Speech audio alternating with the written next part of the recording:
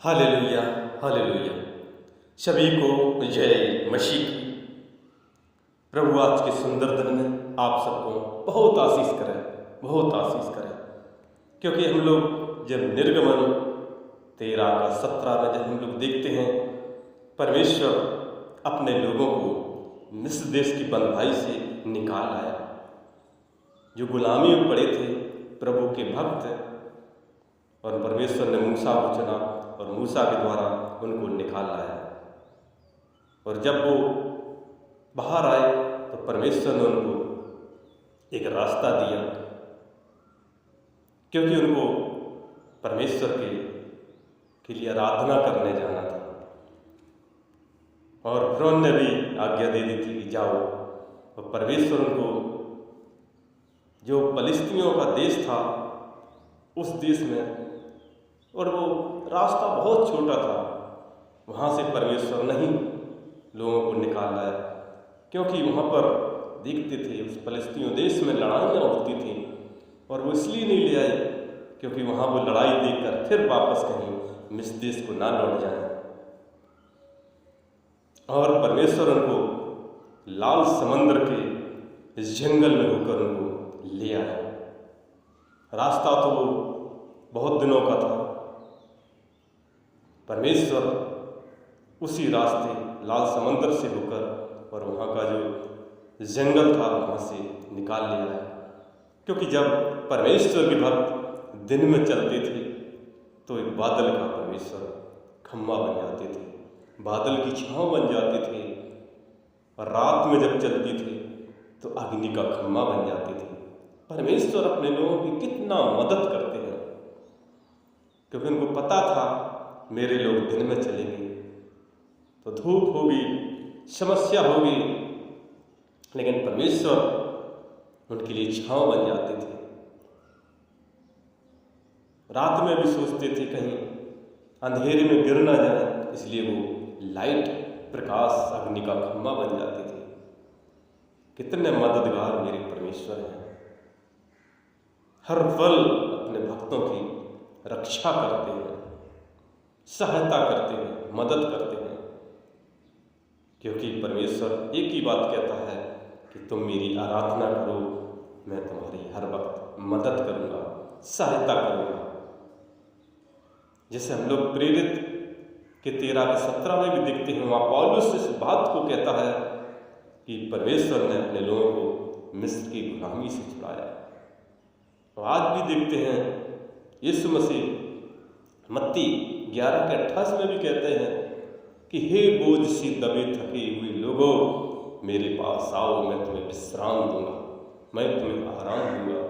आज भी परमेश्वर स्वर्ग से देखता रहता है कि कब मेरे बच्चे मेरे पास आए, मेरी आराधना करें, मेरी उपासना करें, और मैं उनकी मदद करूंगा, इस पृथ्वी पर आशीष करूंगा। क्योंकि वो आशीषों का श्रोता है, वो राजाओं का राजा है, वो प्रभुओं का प्रभु है। मेरे दोस्तों, मेरे भाइयों, मेरे प्रभु के लोगों, क्योंकि मिस्र की गुलामी बहुत कठिन थी। आज भी देखते हैं कितनी पृथ्वी पर समस्या है, लेकिन हर एक समस्या का समाधान परमेश्वर है। उसके हाथ में सब कुछ है। चाहे जमीन की बागडोर हो, चाहे आकाश की बागडोर हो, चाहे पाताल की बागडोर हो। जिस हाथ में उसने 2000 साल पहले कीलें ठोकी नहीं थी, वो आज भी कीलों के निशान है, जो जमीन आसमान पाताल को भी थामता है।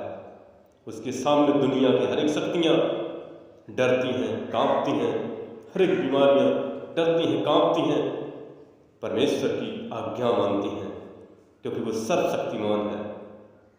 उसने पृथ्वी पर रहकर 2000 साल पहले कुंवारी मरियम से आई थी, और उन्होंने यहाँ पर 33.5 साल रहे, बड़े बड़े चमत्कार किए थे।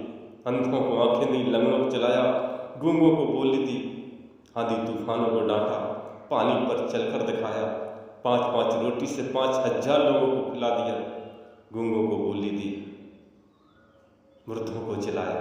बड़े बड़े उन्होंने अद्भुत कार्य किए, और खुद वो क्रूस पर कुर्बान हुए हम सब के गुनाहों की खातिर। इसलिए हम सब परमेश्वर की पवित्रता में चलें, दीनता में चलें, प्रेम में चलें। प्रेम ही परमेश्वर है। क्योंकि मृत्यु भी उनको नहीं हरा सकी। उन्होंने मृत्यु को हरा दिया क्योंकि वो तीसरे दिन मुर्दों में से जी उठे। आज भी उनकी कब्र इस्राएल में खाली है। लोग देखने जाते हैं और लोग परमेश्वर की महिमा करने लगते हैं, लेकिन उन्होंने वादा किया है कि मैं तो स्वर्ग में हूँ लेकिन एक दिन आऊँगा, क्योंकि परमेश्वर संसार में एक दिन आएंगे न्याय करने के लिए और अपने लोगों को वो स्वर्ग ले जाएंगे, जहाँ पर खुशियाँ हैं, जहाँ पर सुंदर सुंदर फूलों की महक, फूलों की वादियाँ, परमेश्वर की लाइट, ना गर्मी ना सर्दी ना बरसात ना भूख ना प्यास ना तपन न जलन, वहाँ हर वक्त खुशी ही खुशी है। लेकिन पृथ्वी पर देखा जाए तो हर पल कहीं गर्मी, कहीं सर्दी, कहीं बरसात, कहीं भूख, कहीं प्यास, कहीं तपन, कहीं जलन, कहीं बीमारियाँ, दुख संकट लगे ही रहते हैं। लेकिन मेरे दोस्तों, इस पृथ्वी से एक दिन जाना पड़ेगा। चाहे राजा हो, चाहे महाराजा हो, चाहे गरीब हो या अमीर हो, हर किसी को एक दिन जाना पड़ेगा। और आत्मा ही परमात्मा है और आत्मा का वहाँ न्याय होगा। शरीर तो फूंक दिया जाएगा, लेकिन आत्मा परमेश्वर की जो यहाँ स्वर्गदूत लेने आएंगे, क्योंकि परमेश्वर के लोगों को स्वर्गदूत लेने आते हैं और लोगों को यमदूत लेने आते हैं। यही फर्क है। इसलिए हमें उस परमेश्वर की महिमा करना है, आराधना करना है, प्रार्थना करना है। जैसे हम लोग देखते हैं परमेश्वर ने मिस्र देश में कितना चमत्कार किए थे, 10 बड़े बड़े चमत्कार किए, कोई नहीं कर सकता। और अंत में उन्होंने अपने लोगों को गुलामी से छुड़ाया। और जब वो जंगल में जा रहे थे उनके लिए, उन्होंने हर चीज़ का प्रबंध किया। मेघ का खम्मा बन जाते थे, बादल की छाँव बन जाते थे, रात में अग्नि का खम्मा बन जाते थे, ज्योति दिलाते थे। कितना परमेश्वर दयालु है, कितना परमेश्वर प्रेमी है, कितना अनुग्रहकारी है। क्योंकि हम सब फैल थे, लेकिन परमेश्वर ने ग्रेस अनुग्रह किया जब पास हुए। और परमेश्वर अपने लोगों से वादा करता है। उन्होंने जगत से इतना प्रेम किया कि अपना इकलौता पुत्र दे दिया, ताकि जो कोई उस पर विश्वास करे वो नष्ट न हो परंतु अनंत जीवन पाए। यूहन्ना 3:16 में इस बात को कहता है कि जो कोई पृथ्वी पर, जो कोई उन पर विश्वास करेगा वो नाश नहीं होगा, वो स्वर्ग का वारिस होगा, इस पृथ्वी पर भी आशीष का कारण होगा, उसका भविष्य भी उज्ज्वल होगा। और जब यहाँ से जाएगा तो स्वर्ग का भी वारिस होगा। यीशु मसीह अपने गोदी में उनको वहाँ रखेंगे, स्वर्ग में रखेंगे।